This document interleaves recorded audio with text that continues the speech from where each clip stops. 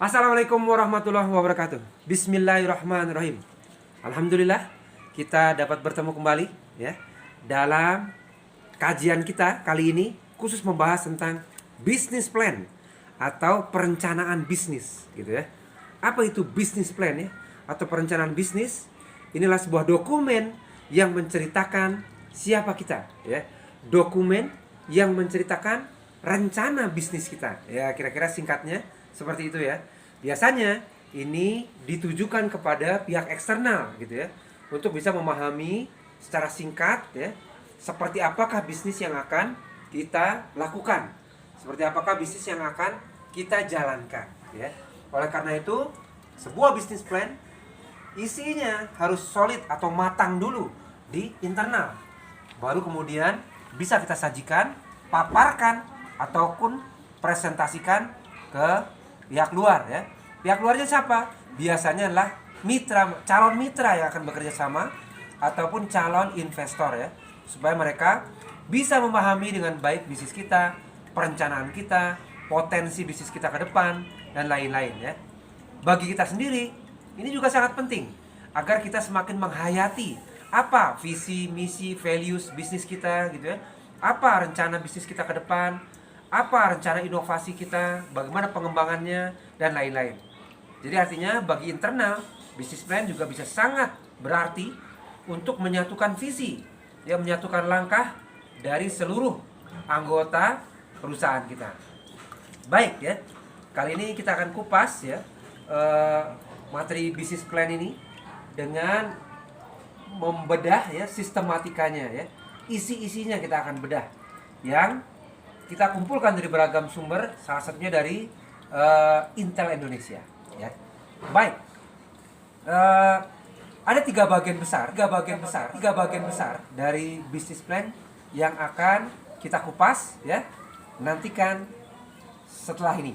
Terima kasih.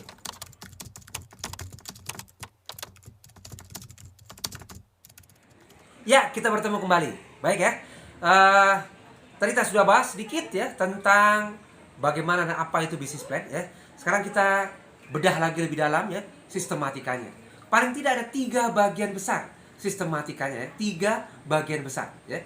Yaitu bagian introduction, kemudian bagian marketing, dan juga kemudian bagian organization and financial. Oke. Ya, kita lihat bagian yang pertama, introduction, itu terdiri dari 3. Yang pertama jelas executive summary ya. Executive summary, ramuan paduan singkat ya tentang apa dan bagaimana isi bisnis plan tersebut ya. Yang kedua adalah ya company description ya. Dan yang ketiga adalah service and product. Ini isi bagian pertama, yaitu introduction. Lalu kita masuk ke bagian kedua, yaitu marketing. Yang pertama, market analysis. Siapa pasar kita ya? Market analysis ya.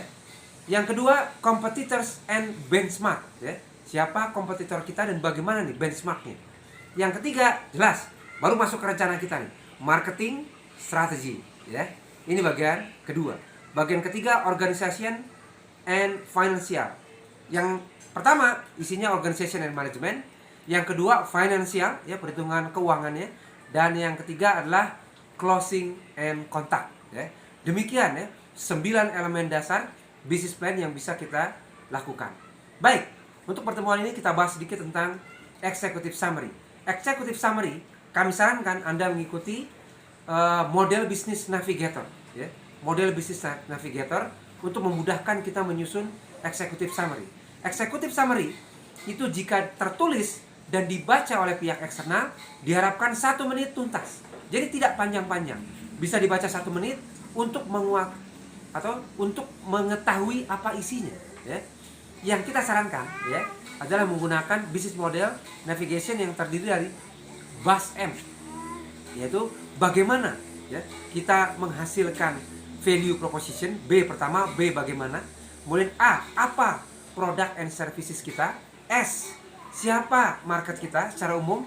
Dan M, mengapa produk kita ini bisa menghasilkan laba ya.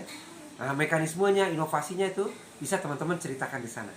Baik, demikian ya bagian pertama dari penjelasan tentang business plan ya, masih singkat jelas ya. Anda bisa ulang-ulang supaya paham, sambil mencatat juga baik ya. Baik, kita akan ketemu insya Allah di bagian-bagian selanjutnya. Wassalamualaikum warahmatullahi wabarakatuh. Terima kasih.